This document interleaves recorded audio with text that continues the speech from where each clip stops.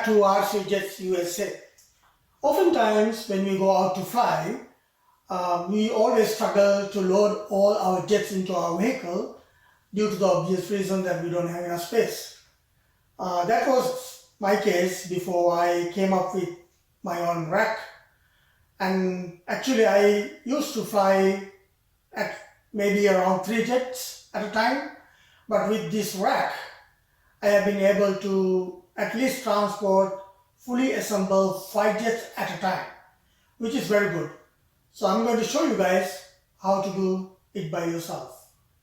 We know very well how painful it is to remove main wings every time when you have to load and then go back to the field and try to set them up again. It's going to take a lot of time. And also some of the jets not designed for that sort of a thing. Like for example, this jet here, it's very nice jet. I love flying it. But the only thing is when you try to remove the main wings, you have to remove about 8 screws, and also putting it back, you have to realign all the cables and other stuff. So it is kind of painful. In order to resolve this issue, we had to buy some sort of a rack for the vehicle. But if you try to buy them online, most probably you won't find anything, and also if you even find something, it will not fit into your vehicle. That's the problem that I had to deal with when it comes to my vehicles and the number of jets I wanted to go and fly. So in this video, I'm going to show you and demonstrate how to build a in-vehicle PVC rack, specially designed for RC jets like the jets here. And I'm going to show you the equipment that you need, items that you have to purchase, how everything comes together. If you have noticed in the previous clip, you would have seen jets going into my vehicle and coming out of it. There were 5 jets involved in that clip. All of them can be transported at the same time without removing any main wings, and it's fully assembled. So I'm going to show you how to load that and how to build this rack. This rack, I have used mainly 2 types of PVCs. One is, I have it here, or 1-inch PVC and also 3/4 inch PVC. Those are the bigger pieces. There are other small pieces, attachments that I'm going to show you on the screen, and also going to explain how everything comes together. All the items you require to build this rack is on the screen right now. You can buy all of them from Home Depot. And also I'm going to show the pictures of them so that you know exactly what to buy when you go and purchase them. This is the engineering drawing that I did for my rack when I was designing it. Also, I have listed all 9 items that you need to purchase to build this unit by yourself. Let's zoom in to show you how all the parts get connected. The first joint is 3¼ inch 3-way elbow. Please note all openings are 3¼ inch. You need 8 of them, 1 for each corner, top and bottom. Our second joint has 2 sockets involved. As you can see on the screen, first one is 1 to 3¼ coupler, and the second one is 3/4 3-way T-pipe. As you can see on the screen, I have shown a real picture that from my existing rack, how both of these couplers get connected to each other. Please note you need 3¼ maybe 2-inch long pipe to connect both the couplers together as shown here. You would have noticed that I have used small screws to connect our 3-way T-pipe. That is because I haven't glued them. I use a screw instead of gluing in case if I want to remove it. You can decide to do that as well if you think that is appropriate for your case. I have zoomed in to show you blue color 1-inch PVC pipes. I have 3 of them on top, that is to hold the weight of all the jets, and they are strong enough so that it won't bend when you load the jets. Just want to give you some more details on the rack and how it's going to fit into your vehicle. As you can see on the screen, there's a diagram, that engineering drawing that I did earlier. And as you can see, when I mentioned about the rack, I did not mention anything about the measurements. You may be wondering why I did not give those sort of information. The reason being, you may have a different vehicle type and the size than mine. And also, if you see here closely into my vehicle inside, I have basically used all of the space up to the driver's and passenger's seats, leaving about 3 to 4 inches at the rear to close the door. Also, I have left about 1/4 inch of space between the side walls of the vehicle and the rack's frame so that it does not move around when you are driving. I have used the pipe installation forms that was listed in my item list and have filled those gaps to make sure the rack is steady and does not move. Even though it's hard to notice, rear of my rack is a bit shorter than the front by at least 2 inches. The reason for that is shown on the screen right now. You need to measure the height of the tail of your jets from bottom of the exhaust to the tip of the vertical stabilizer or the rudder. Based on those measurements, you could decide what type of jet goes on top and what goes on the floor of the rack. You will see more of those when I show you how to load jets onto the vehicle using the rack. Before I forget, just wanted to mention another important thing. So, which determines the height of the rack? It is all depends on the height of your jets. As I shown previously, getting the height of the tail of all the jets and then decide what is the height that you need, bottom half of the rack and the front side of the rack. And based on that, you can decide whether to keep some jets in the bottom with the landing gear on or off. Like on the screen, my Thunderbird 90 millimeter jet, I always have the way that I have shown on the screen. Gear is down and it always goes to the bottom. So on the top, it will be difficult to have them a landing gear down because you can't move around with those sort of things. Initially, I showed you a video clip of 5 jets going in and coming out from my vehicle. Those jets are mentioned on the screen right now. I have numbered them.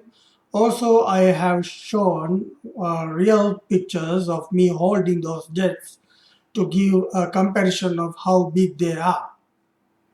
As you can see on the screen, I have shown the jets once I have loaded into my vehicle on top of the rack and also on the bottom.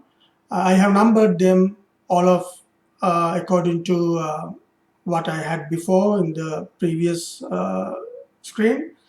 So you can see I have tied them up to the frame so that they don't move. And also the orange color Scorpion 90 millimeter jet, I have removed the wings. Not necessarily I had to do that, but normally I just keep them like that. So I just loaded it the same way. And also I use pillows and some cushions to make sure that they don't move around, especially the jets which are loaded to the bottom of the rack. And also I have a net holding them as well. Now the next challenge, how do you store this rack when it is not in use? It is not an issue. As you can see on the screen, I hook them up in my garage, hang it whenever I'm not using it, and it's out of the way. And when I need it, I just bring it down and get it inside the vehicle, and that's all about it. It's lightweight, it's PVC, so it's not a major drama. This is a close-up of the rack. As you can see, I have used these foams as a protected layer for jets when you keep on top of the rack. And also I have left these two kind of permanently to make sure that the frame don't touch the side walls of the car. And also you can see I have used, as I mentioned earlier, some screws to tie these sides. However, all the corners I have glued because we need to make sure they are steady. So if I want to adjust them with different sizes, I can unscrew and remove it and put with a different height. And you can see this side is shorter, which goes into the vehicle, and this part is taller, at least 2 inches taller than the other corner. So I'm going to put the rack in now.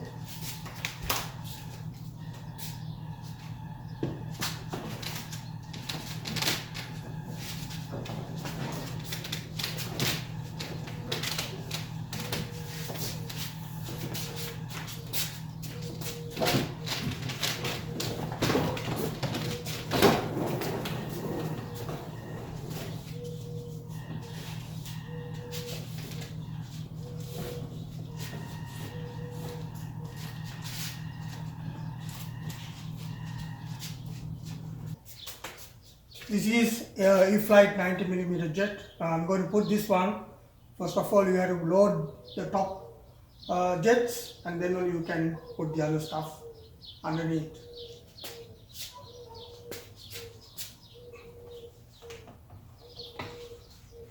This is the reason I asked to check the height of the tail.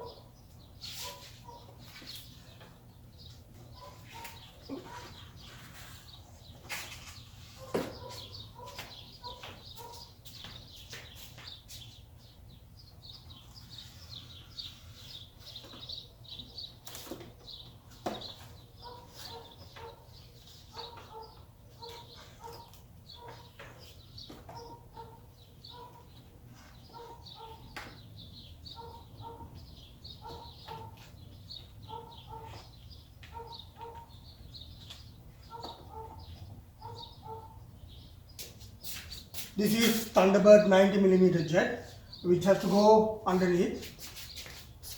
So I'm going to put the head first.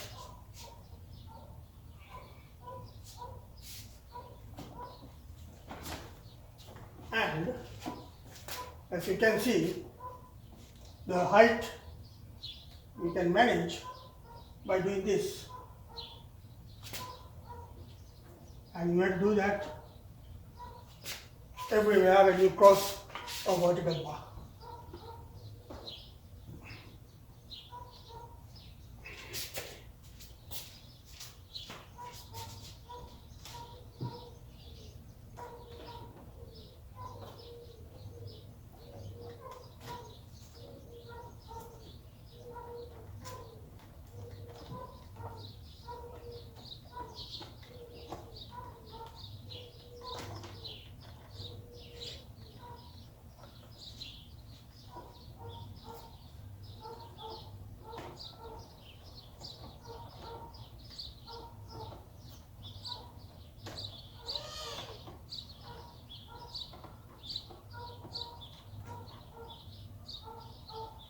I use these ties to tie up the jets on top of the rack, and also use these foams, the same foam that I use here, the foam that I have mentioned in the item list. So it's soft and does not damage the foam, so like that. So I'm not going to do that right now, but remember to have this sort of thing so that it safely can be secured. This is Stinger 90mm jet. I'm going to put this on top. Normally I remove this so that when you tie, it's easy to tie around the front canopy.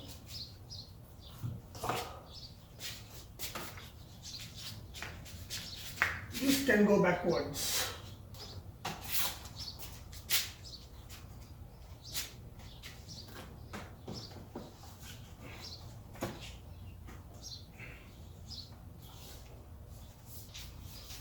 This is Venom 90mm jet. I'm going to put this one. It will be so.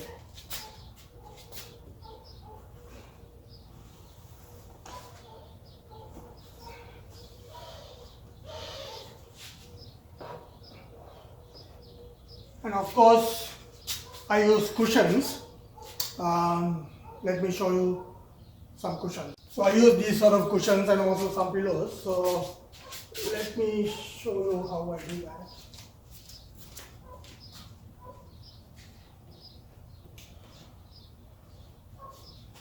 Like that.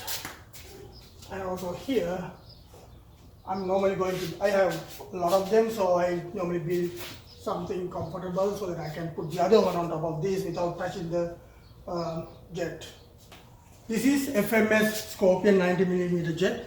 I like this one because it has the connector socket for the main wing. So I normally keep it removed at home. So I added some cushions before, and this goes like this.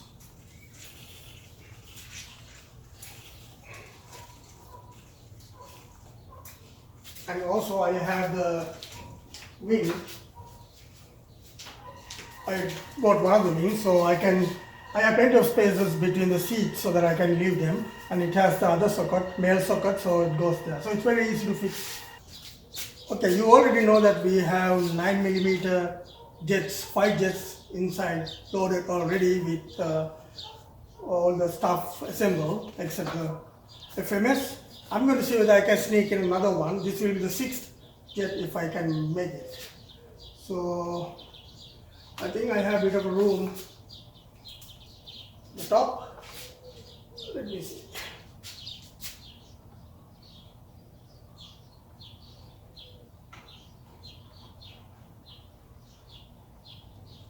Yeah. Yeah.